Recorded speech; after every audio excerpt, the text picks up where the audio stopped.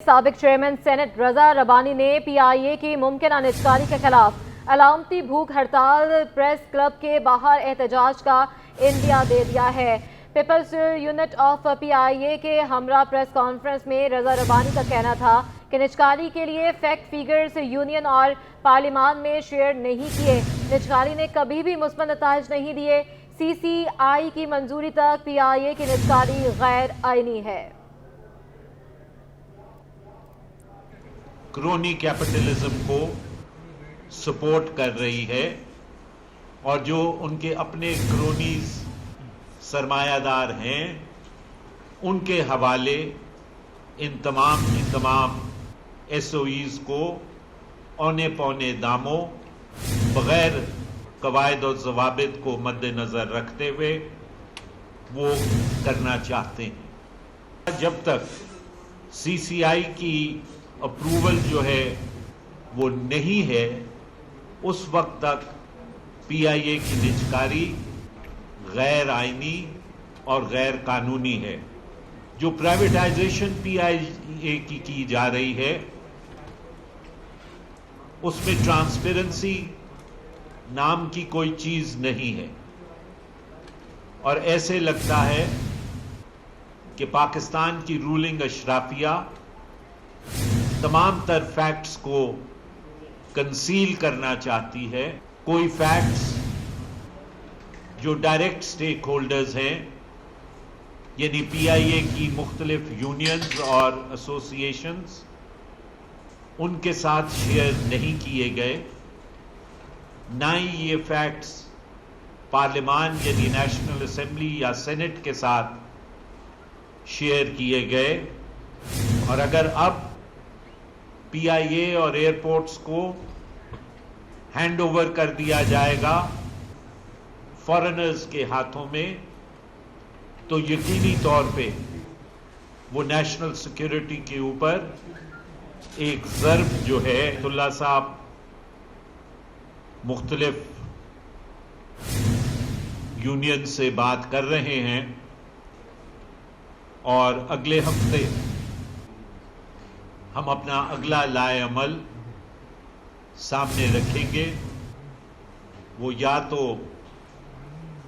वो अभी बात कर रहे हैं और फाइनलाइज करेंगे तो आपको बताएंगे, या तो डेमोन्स्ट्रेशन की सूरत में निजकारी के खिलाफ हम प्रेस क्लब के सामने रखेंगे या फिर भूख हड़ताल अलामती भूख हड़ताल के तौर के ऊपर प्रेस क्लब के सामने कैंप लगाएंगे। लेकिन जैसे मैंने आपसे अर्ज किया कि वो मुशावरत कर रहे हैं, मुशावरत के बाद 1-2 दिन में वो इसका ऐलान कर देंगे। शुक्रिया। आगे बढ़ते हैं। नाजिमाबाद टाउन में आउटडोर एडवर्टाइजमेंट में संगीन बेकायदगियां अरूज पर हैं।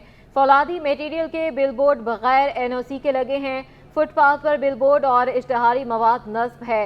डायरेक्टर एडवर्टाइजमेंट के मुताबिक महकमे के पास कई साइट्स का रिकॉर्ड मौजूद नहीं है। मज़ीद बताएंगे रिजवान अहमद।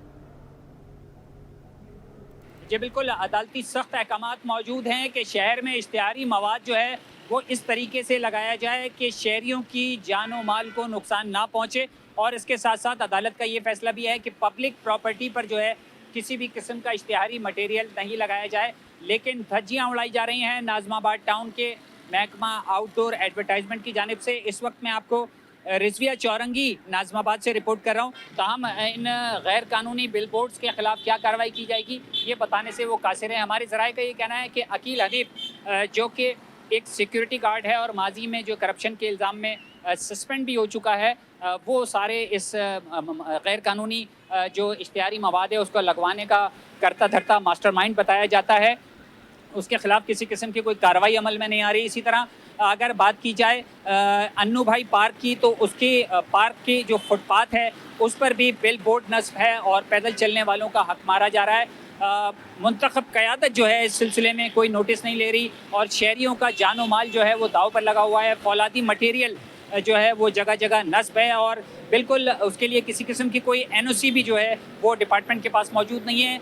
और यहाँ पर ये बात भी सामने आई है कि मुतअद्दिद बिल बोर्ड जो है वो ऐसे लगाए गए हैं जिनका कोई चालान या कोई NOC जारी नहीं की गई और अंडर द टेबल मुबैना तौर पर नजराने वसूल करके ये जो है बिल बोर्ड लगवा दिए गए हैं जिस पर इश्तिहारी मवाद नस्ब है। तो इस तरह आवाम की जानो माल भी जो है वो ख़तरात से दो चार है और इसके साथ साथ जो टाउन के अपने ज़राए आमदन है बिल्कुल महकमा जो आउटडोर एडवर्टाइजमेंट है वो बैकबोन कहलाता है आमदन के लिहाज से टाउन हुकूमतों की, तो उसकी कारकर्दगी पर भी बड़ा असर पड़ रहा है और रेवेन्यू जनरेशन जो है वो सरकारी ख़जाने में आने के बजाय लोगों की जेब में जा रही है। फौरी तौर पर इसके तदारुक की ज़रूरत है। जी, सिंध हुकूमत ने महकमा स्कूल तालीम के 18 ग्रेड के हेड मास्टर्स और हेड मिस्ट्रेस को लाजमी ट्रेनिंग कराने का फैसला कर लिया। महकमा स्कूल तालीम ने तरबियती इदारे पाइट को ख़त अरसाल कर दिया। ख़त महकमा स्कूल तालीम के सेक्शन अफसर सेकेंडरी 1 हसनैन अहमद अब्बासी के दस्तखत से अरसाल किया गया। ख़त में हेड मास्टर्स और हेड मिस्ट्रेस को ट्रेनिंग कराने के लिए पाइट को फौरी तौर पर इक़दाम करने की हिदायत की गई है।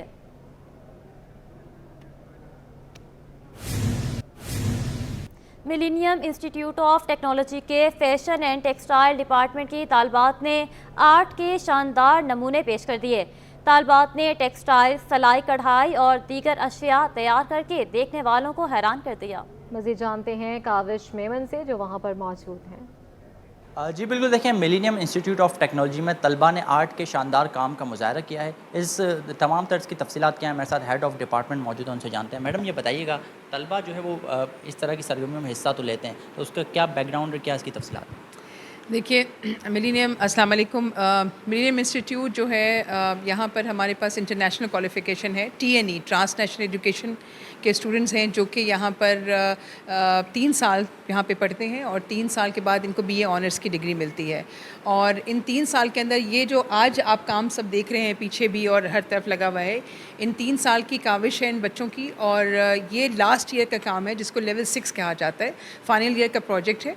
और ये स्टूडेंट्स यहाँ पर आखिरी में अपनी सारी जर्नी होती है इनकी काम की, जिसके अंदर कि इनके फैब्रिक मैनिपुलेशन, प्रिंट डिज़ाइंस और पैटर्न कटिंग और ड्रेपिंग और फिर ये फ़ाइनल तक आते हैं। तो ये बहुत बड़ा एक जर्नी है स्टूडेंट्स का जिसमें कि इनकी तमाम स्किल्स और क्रिएटिविटी और इनोवेशंस जो हैं उसका सब फाइनली ये हासिल होता है। हर साल मेरे पास स्टूडेंट्स होते हैं, मोस्टली इस फील्ड में चूँकि आपको पता है कि लड़कियाँ ज़्यादा आती हैं, बट मेरे पास बॉयज़ भी आते हैं जो कि इसमें पास आउट करते हैं, बट वेरी लेस।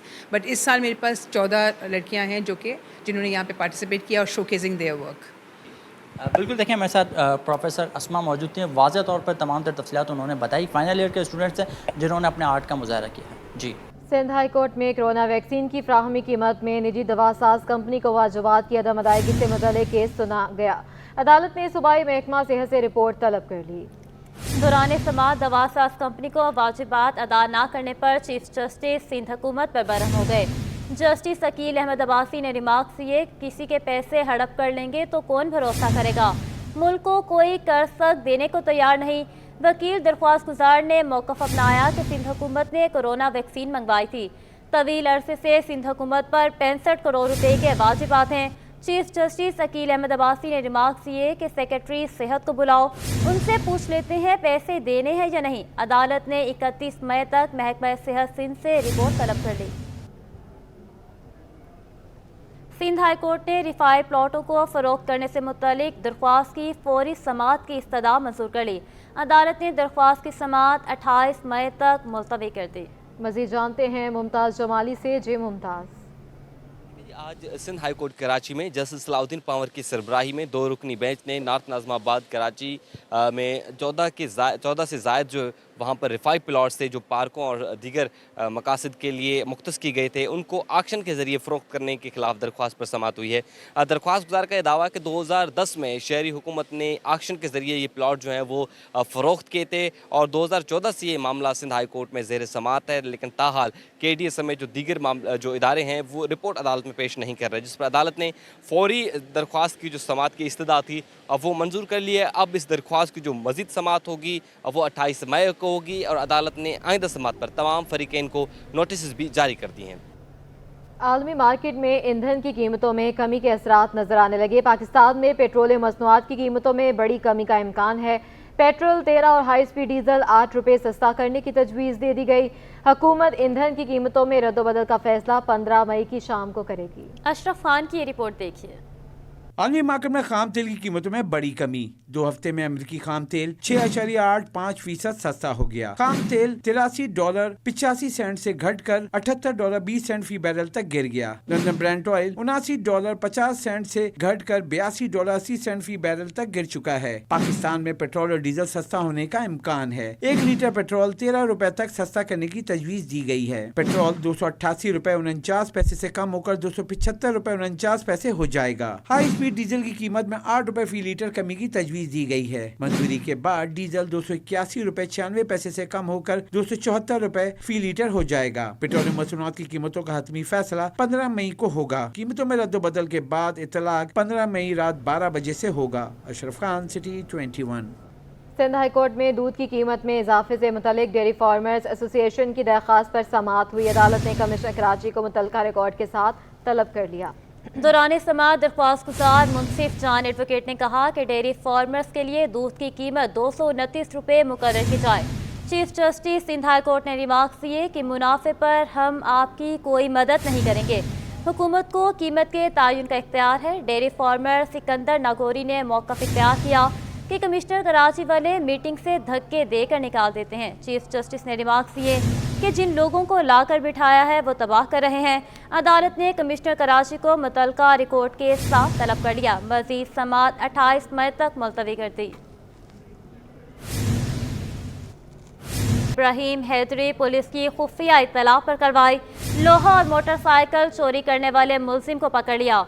मुलजिम स्टील मिल से लोहा चोरी करके कश्ती में लाद कर इब्राहिम हैदरी गोदाम में लाता था। मजीद जानते हैं सलमान सलीम से। सलमान, आगाह कीजिएगा इस बारे।